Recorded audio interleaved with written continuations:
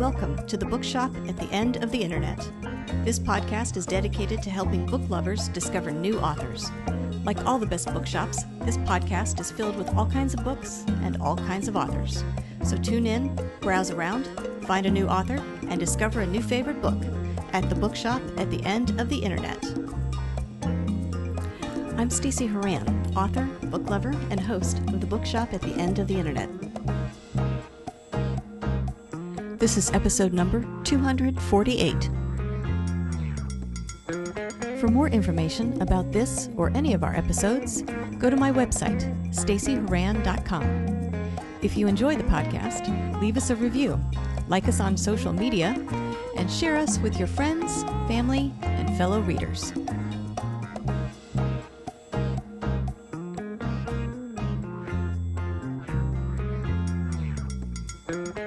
In today's episode of The Bookshop at the End of the Internet, I'm chatting with author Peter Gribble about his new City of Magicians series.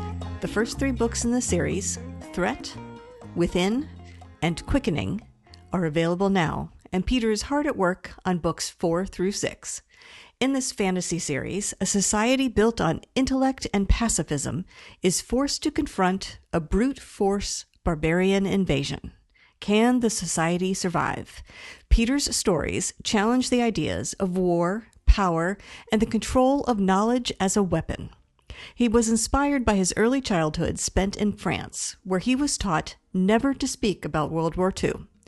This silence about the war and the practice of ignoring history's lessons unsettled him, and he decided to finally address it decades later by writing his City of Magicians series.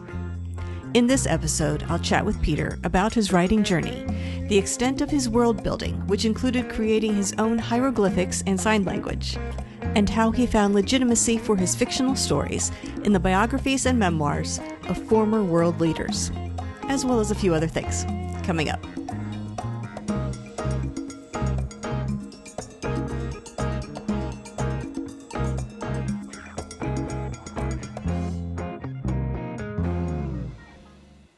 Peter Gribble, I want to thank you very much for joining me today on the podcast. Thanks very much for having me. I thought what we could do today is start by talking about your new series, the City of Magicians trilogy. If you don't mind, tell us a bit about this series, and in particular, what inspired you to start writing it? Well, I was very fortunate as a kid. When I was about 8 to 12 years old, I lived in France. My dad had been transferred to NATO. And when you live in Europe, you can hop in a car and drive through 5 countries if you have a mind to. In the second year, though, my parents wanted to see the Normandy war memorials because they lived through World War II and they clearly lost people. But the war was never discussed. When you're in an international French school for NATO kids and diplomatic corps, that was my first instruction from my mom. There was a war, Germany lost, you don't talk about it. So, okay, fine.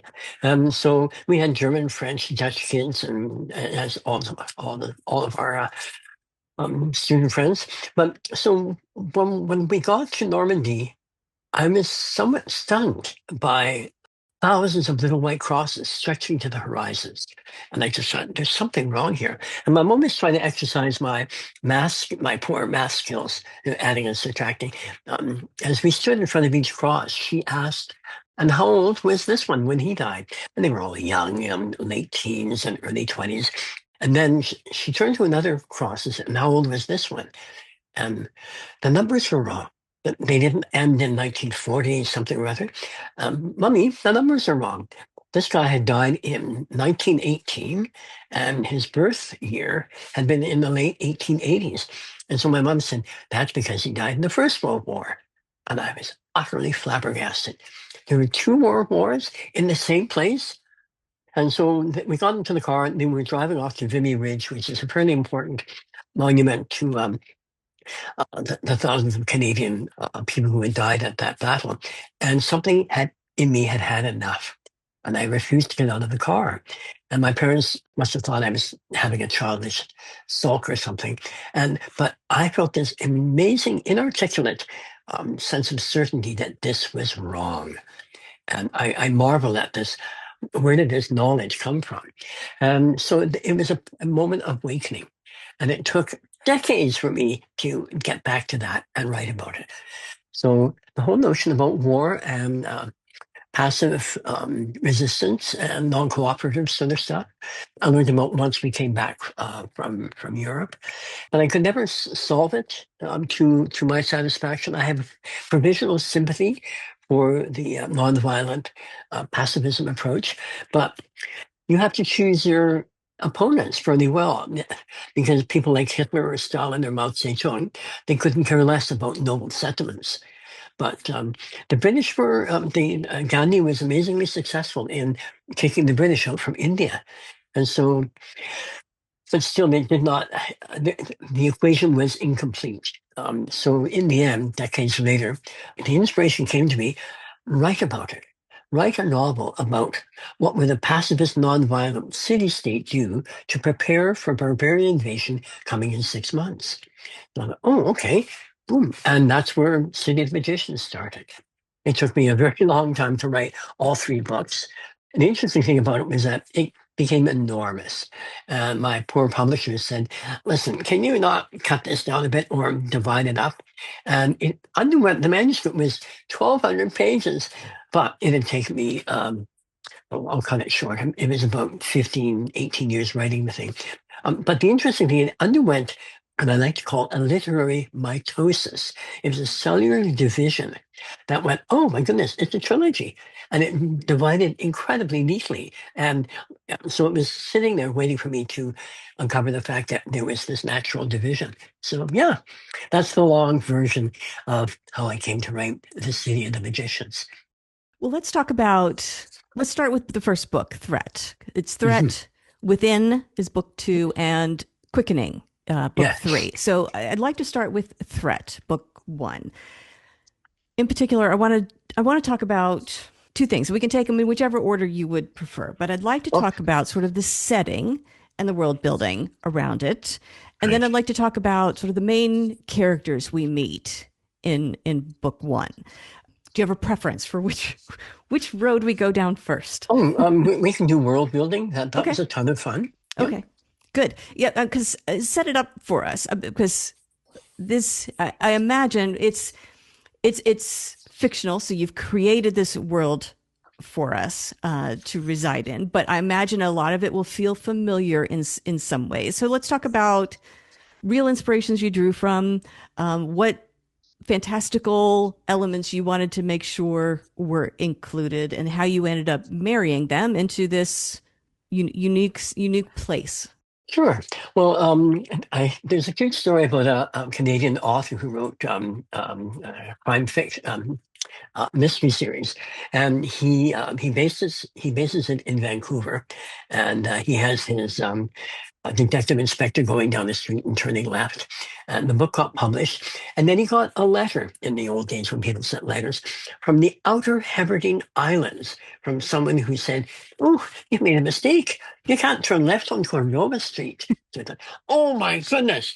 So that forced me, I thought it was a wonderful story, but it made me realize I have to do the same thing.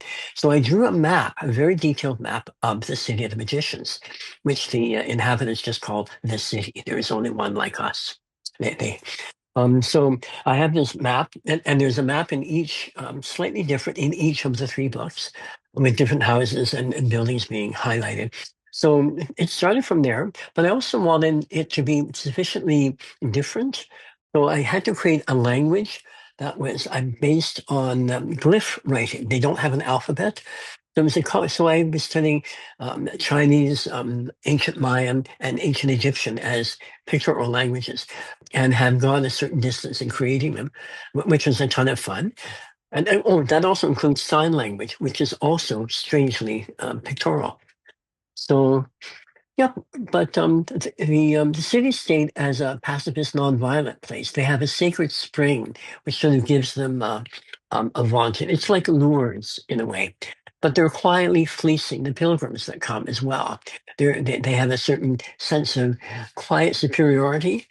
So, but the magic that they are known for is the magic that you and I experience on a daily basis. But if we're slightly more alert to our existence, to our consciousness, we begin to spot things like, oh, I decided to walk down the street and go on the other side. And suddenly, oh, hey, I haven't seen you in 10 years.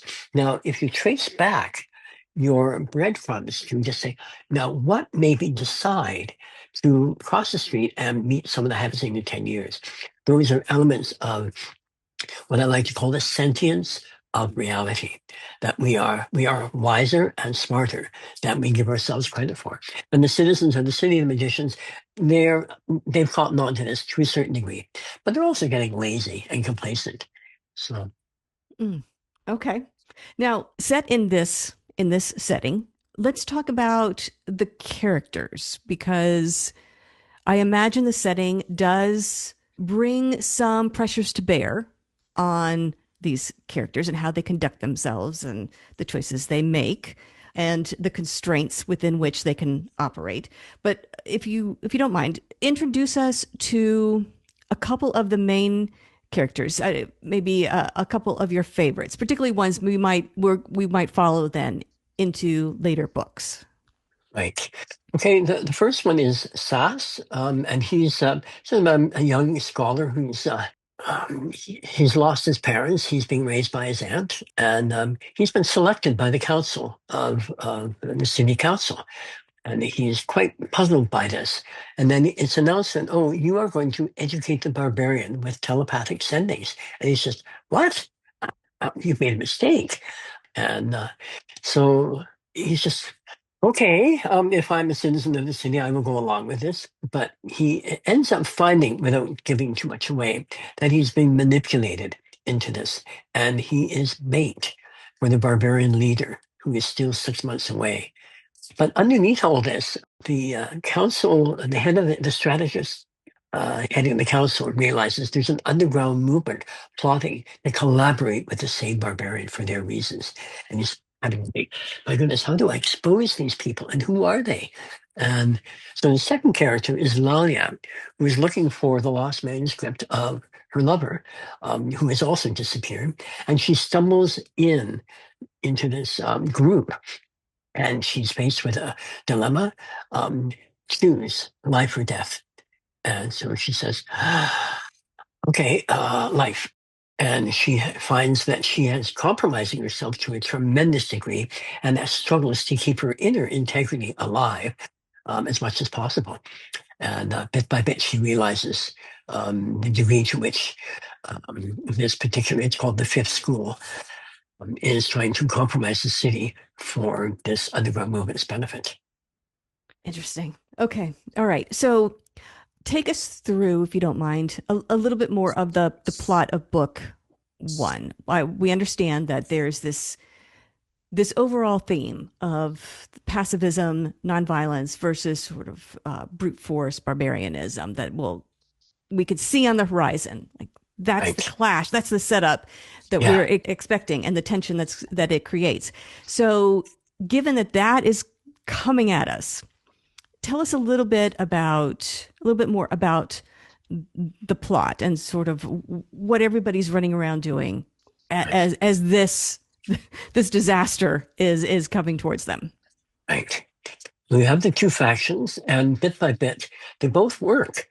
Sass has this telepathic appearance in front of Purdu, who is the barbarian leader, and he's stunned. My goodness, this figure that's floating in the air, seemingly real, is saying, "We are expecting you, but you must come in peace, and this is not a place to pillage or damage or destroy, but we will accept you as a friend. Come and rest." Meanwhile, the underground movement says, "Hey, we can offer you something that will fulfill your heart's desire more than anything that you are battling for." And so the Purdu is faced with these two temptations. So that just adds to his dilemma, I would imagine. Tell us a little bit about him. I guess he represents the villain. Right. Where sort of he's an obvious villain. Whether or not he actually is the villain, I guess maybe is the question. But tell us a little bit more about him and how you developed him as a character. Well, as I said, I have professional sympathy with pacifism. So what do I know about barbarians? So, so I read things like Philippe de Ségur, he was a military adjutant with Napoleon, and he was beside Napoleon's side when Napoleon went into Russia and wrote an amazing book called Napoleon's Russian Campaign, which I would recommend for someone who is interested in military history. It's a classic, but it gives you an insight into what drives people to invade, rape, pillage, burn, destroy. And so Purdue also has this, but he is conflicted by the fact he's after something, and yet the city now presents itself with, oh my goodness, they have answers, and maybe I will find peace. But one of the things you don't find out until book two, that he is suffering from post-traumatic syndrome, and which he has caused himself. Very interesting thing happened with Alexander the Great when he finally burned Persepolis. He wept at his own destruction, and he never slept very properly after that, and he was quite tortured. But he brought it on himself because he was this military genius, and the people behind him said, "Hey, let's keep going." And then yeah, so barbarian motivations are an interesting thing to examine. And in order to stop them in their tracks, they must be stopped early because there are people that coagulate around such people and push them forward and until they are not themselves anymore. Right, right. Interesting. Okay, so this is the setup in book one. Without too many spoilers, I'd like to talk about two and three in relation to sort of the arc for the series. You said the story broke down along these lines naturally. So I imagine as you were writing it, you had an idea of the story as a whole, all 1,200 pages of it. Right. Yes. So what is helpful for the reader to know about two and three, Within and Quickening, in relation to your plans or your idea for the story as a whole? Okay. Book one sets up the two factions, and there seems to be success on the councils. They are able to expose, more or less, the second, the underground movement. And then Porter arrives in book two, and yeah, he's figuring out, yeah, there are two factions. This one is going after my heart. This one is going after my ambitions. Yeah. But this is what I want. And so compromise and coordination and has to go on all three. What would be the word? All three of them. So Porter, the council, the fifth school, they have to negotiate and make their way through. It's not easy No. for any of them, but because you want to maintain your integrity, and yet you have to compromise. So they can just say, keep the damage to a minimum. So, but they end up continuing the invasion, and some of the citizens join in the army of the Earth Scorching Wind, which is what Porter's military forces are called, and they continue south. And Sass, on the other hand, says, "Wait a second, what are you doing? You're compromising your citizenship." Meanwhile, the fifth school says, "Oh, we will be the capital of this empire," and so they're egging it on. So, and then a battle is you get the beginning moments of a battle at the end of book two, Within. So each book ends with sort of a cliffhanger, with a resolution at the same time. And book three is the aftermath, which no one is prepared for. And I don't want to give too much away, but the last chapter in book three absolutely stunned me. I had an ending sort of there, and when I sort of began mapping it out, I just said, "This is pretty tepid." And my little writing voice said, "Okay, now that you've got that out of the way, write this." And I had one of those moments that any writer absolutely cherishes. You're possessed by the plot, by the characters, and you can write for 10 hours without breaking. And it's just, you're in an utterly amazing creative high. And I was in that. I think I wrote for 10 hours straight, writing that final chapter. And when I showed it to my partner, he said, "Oh, don't change a word." and I said, "Oh my goodness, okay, great." And I didn't. It was, but then I had to go back, and this is what happened for the last 2 years of writing the thing. There was a 2-year re-editing to bring book one and two up to the standard of the last chapter of book three. Interesting. Yeah. Okay. All right, so let's talk a little bit about that part of it, the editing, because a lot of writers, and you may fall into this camp, a lot of writers really enjoy the writing part of it, the drafting, the Like, world building, the creating, the getting it down on the page, and the editing is not as much fun. Some people love the editing. Like it's work to get it down and then they just love the editing part. Which camp do you fall in? I would, if I had to guess, I would guess maybe you're in the former.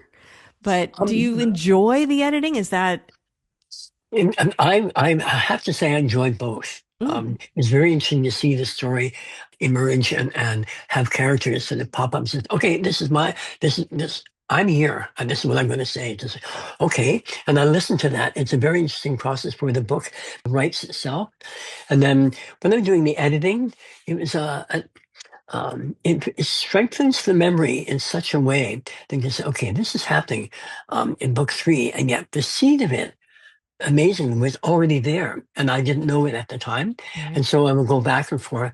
And there's a very interesting knitting together that is very interesting to observe. It's like what I don't know how to describe it. It's like watching a garden grow and you've planted certain things and you think, oh my goodness, this is doing really well, but perhaps it should be in this bed. So you dig something up and put it over there. But the book had more or less settled into place, but the fine tuning of it was a distinct pleasure, no Yeah. question. I Yeah. imagine that was to edit the three books together was probably a challenge because that's a lot of information to keep in your head at any one time. Yep. 1,200 pages worth of Yeah. material Yeah. to Yep. hold in your head. A lot of people, writing a series, they do book one, they edit it, and it's out, and then they're locked in with Absolutely. Yep. with book one. I guess the benefit for what you're doing is, or what you've done is, you have the ability to fix things in book Yes. one to Yep. help you in book three, which a lot of people don't have. But that's still a lot of information to edit all Yep. three It was an books. excellent exercise in memory, and Mm. it sharpened the memory. There's an interesting thing that I love. Socrates once said, "Write nothing down." Oh, and he said that because the moment you write something down, your memory begins to fail. I thought, ooh, right. It's something I've actually studied, and it's actually part of the city culture. Speed memory, speed reading, and speed math. These are educational things that everyone can learn, and if you apply them, they are they are tremendous aids. So it's like people who are now beginning to say there's an interesting study that came out or reportage last week about students are saying, I'm turning off AI. It's making me lazy and I'm not writing the way I used to. And AI cannot write the way I do. And if I ask a question, they don't know the answer to it, it makes it up. No. So it's very interesting to see students are reporting the fact they're turning it off. So in the same way that Socrates is saying, write nothing down Mm. and equivalence. Anyway, so yeah, and the editing process was very interesting that way. And it tightened me up as a writer. And it made me very alert to, so that's why I'm working on books four, five, and six simultaneously. Oh, interesting. Okay, so that was Yeah. going to be my next question is where do you go from here? And I was going to say, do you start something completely new in a whole different world, or do you stick with the world that you've already created? Well, that was the interesting thing with the last chapter in book three. It was such an amazing chapter. It opened up the portal for the fact, oh my Mm, goodness, it's not over.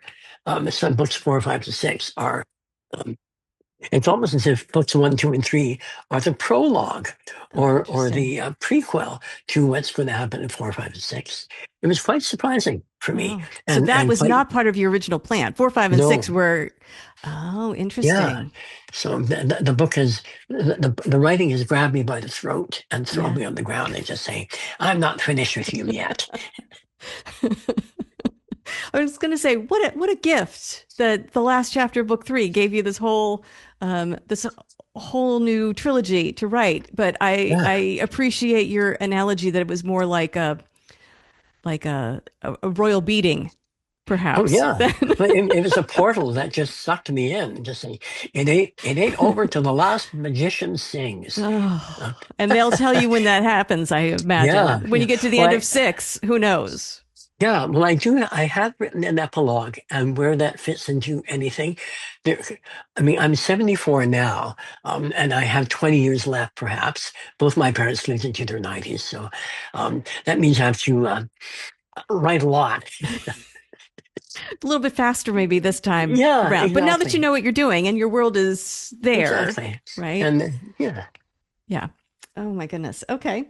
Well, I'm curious, and I've asked a number of authors this question, particularly ones that write sci-fi and fantasy, because it seems like when you create something that's unique or different, or that feels a bit foreign to what we see every day, it creates a space for people to consider bigger questions and issues that maybe absolutely. are difficult to discuss or consider or spend time on or think about critically in the real world. So Right. I'm curious what sort of messages or takeaways or questions you wanted your readers to contemplate, and were the ones that you were thinking about maybe as you set out to tell the story the same ones that reveal themselves now that the trilogy is done? Did that stay the same, or did those change as your story changed? Actually, it got deeper, which was Mm. sort of a nice surprise for me as well, because Sass and one or two other people in the council began to realize in book three that, oh my goodness, there's something much larger going on here. And what are we missing? And as the city undergoes this tremendous crisis in the end, while maintaining its pacifist approach, they're under the gun. And not that there's a gun, um, but and it's forcing me to realize, my goodness, what have we missed? What have we done here that has invited this really rather horrendous crisis that is in book three? And so when a reader picks up book one, I always wanted that they would accept themselves. You are a citizen of this place. That you are a citizen of the City of Magicians, that you are knowledgeable, capable, perceptive, and also aware of the fate and the experience that you create comes under the heading of magic. And magic is merely something that is a quick um, a definition of life itself. And if you begin to take a look at it more clearly, as these people should and used to, they realize, yes, we are magicians like everyone else. There are no exceptions. Some of us sleep more in our life. Some are slightly more awake. Some of us merely stir in our sleep, realizing, oh, what's going on here? And yet they ask the question and they don't pursue it and go back to sleep again. So at the end near the end of book three, Sass and a few others just say, what the heck is going on here? Interesting. Okay. Yeah. All right. Well, were you always a writer? I mean, this was something big to tackle. Mhm. Three books at the start, Right. and now another trilogy on top of that. Did you always want to be a writer, or was this something you discovered later in life? I always liked writing. It Mm. was all very private. I'm glad none of my juvenilia it has gone the way of decay and everything else. But I was writing bits of poetry when I was about in early teens and all that sort of stuff.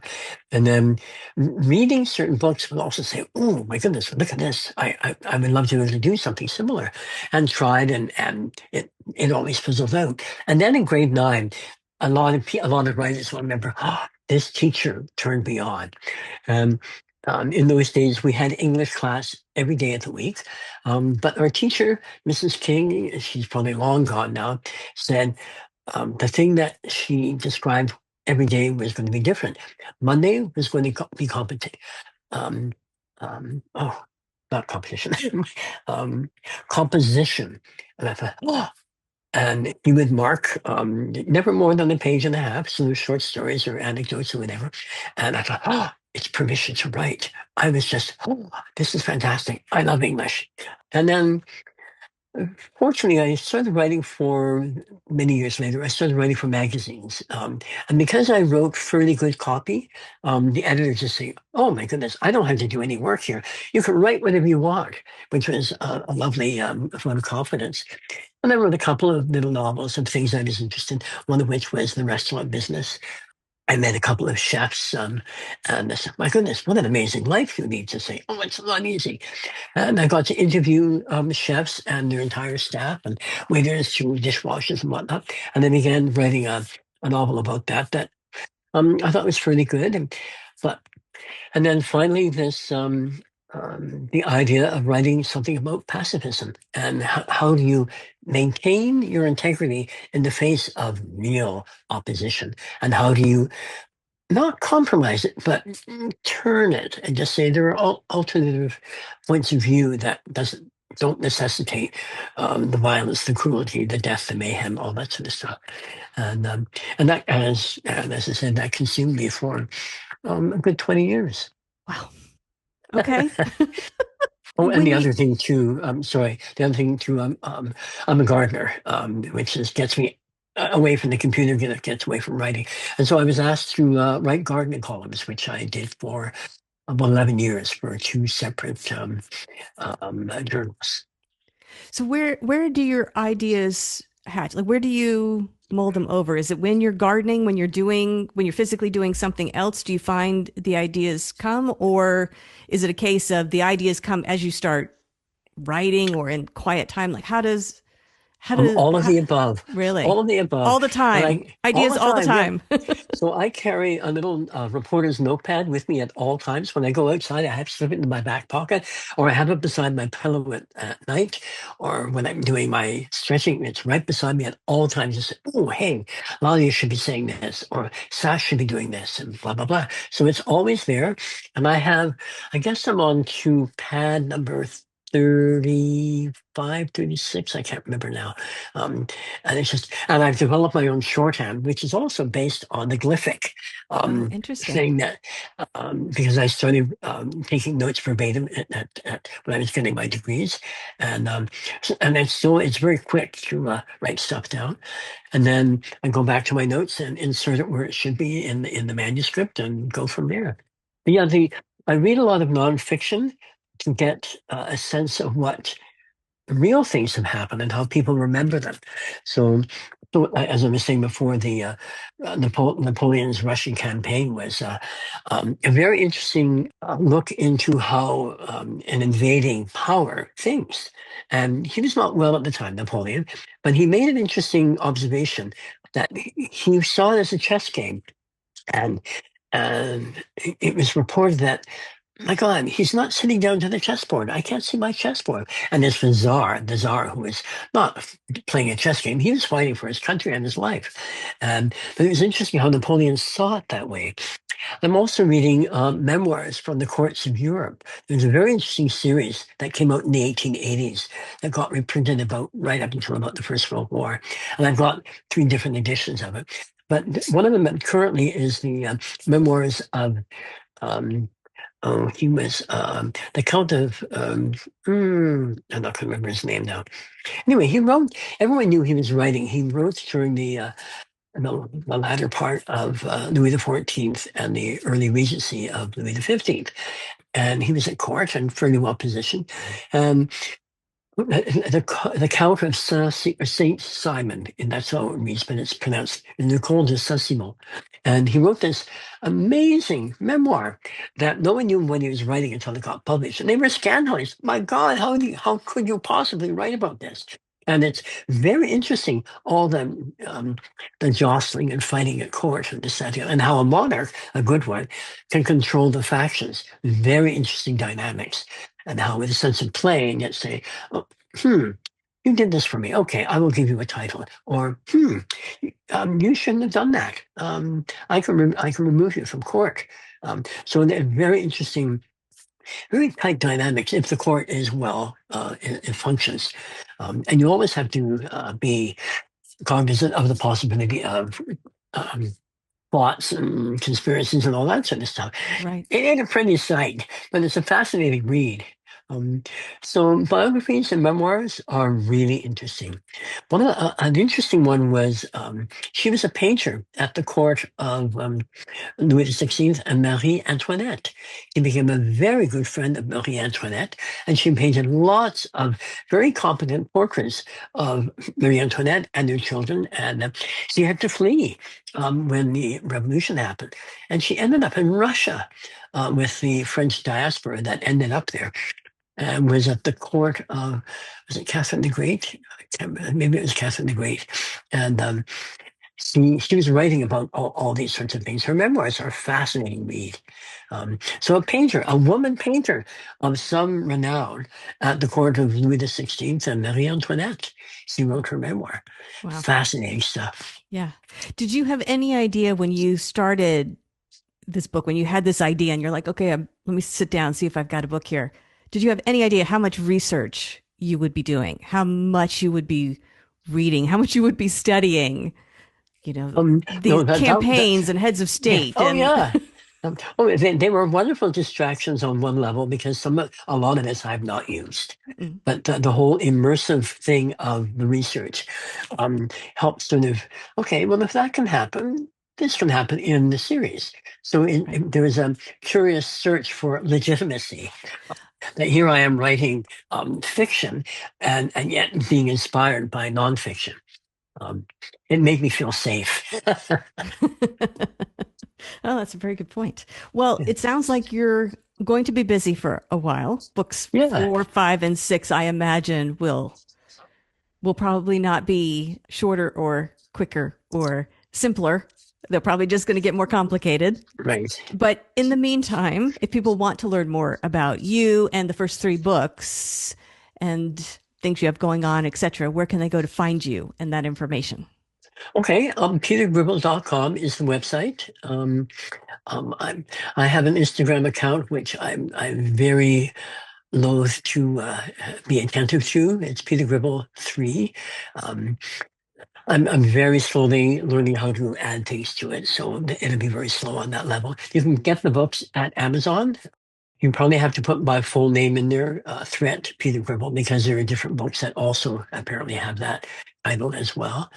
And and also if you happen to be in Vancouver, British Columbia, Canada, they are also, all 3 books are available. Threat, Within, and Quickening are available at the Robson Chapters Indigo store on Robson Street near Burrard. Excellent. Well, Peter, thank you very much for joining me today on the podcast. And I want to wish you luck with the City of Magicians series. Books 1, 2, and 3, Threat, Within, and Quickening are out now. Good luck with 4, 5, and 6. We will all eagerly be awaiting those. Congratulations on everything you've accomplished so far, and best of luck with the rest of your writing journey. Oh, thank you very much for having me, and happy reading. The Bookshop at the End of the Internet is a podcast dedicated to helping book lovers discover new authors. Like any good bookshop, this podcast features a wide variety of books by the equally varied and interesting authors who felt compelled to write them. This podcast gives you a chance to meet these wonderful writers and discover your next must-read book. Listen to the authors describe their books and tell you their stories in their own words. My interviews feature books from all genres and authors from all walks of life, including those who are indie published, as well as those published by small presses and large publishing houses. Looking for unique, not so easy to find books for yourself, a friend, or a book club? Tune into this podcast and find your newest favorite author, or maybe a soon-to-be bestseller. This podcast, like all the best bookshops, is filled with all kinds of books and all kinds of authors. Tune in, browse around, find a new author, and discover a new favorite book. You never know what treasures you might find in the Bookshop at the End of the Internet.